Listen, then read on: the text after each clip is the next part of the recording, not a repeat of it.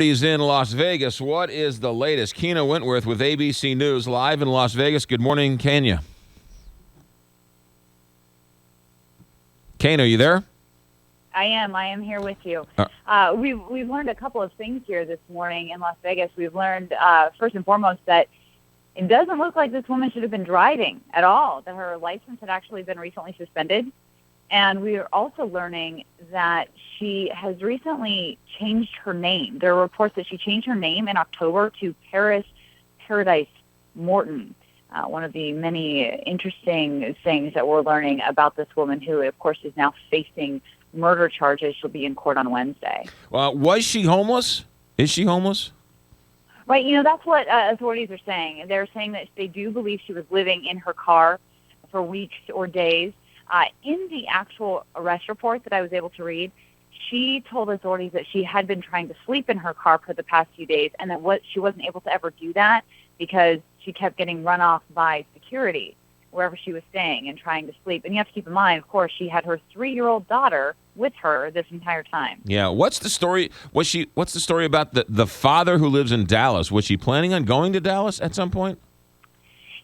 Authorities said in their news conference that they were investigating that. So I don't think that they're saying for sure that was the case, but they are absolutely looking to find him. They do believe he's in Dallas. And, of course, they're looking to find him, especially because this little girl now is in child protective custody. Any videos of the rampage? Because from the eyewitness accounts, it sounds horrific. Yeah, I think horrific is definitely the way that you described that.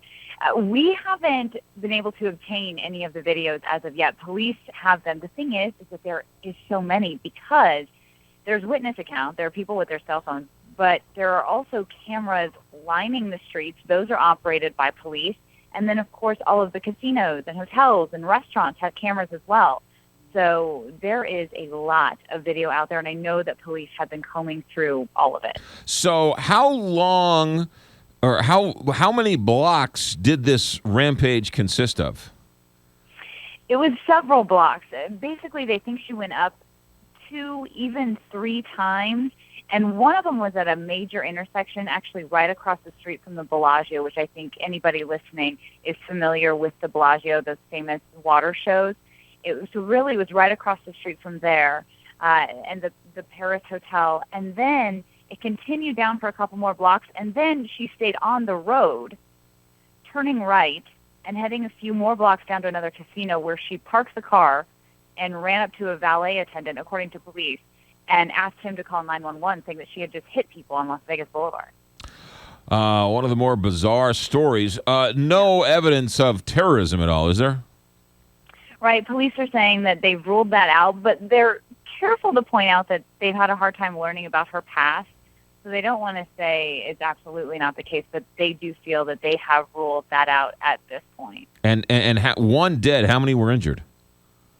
Well, several. There was some 36 going to the hospital. Right now, the most serious injuries, we do know we have 3 people in critical condition, and they had head injuries. So those were the most serious. But, yeah, upwards nearly 40 people going to the hospital in all of this.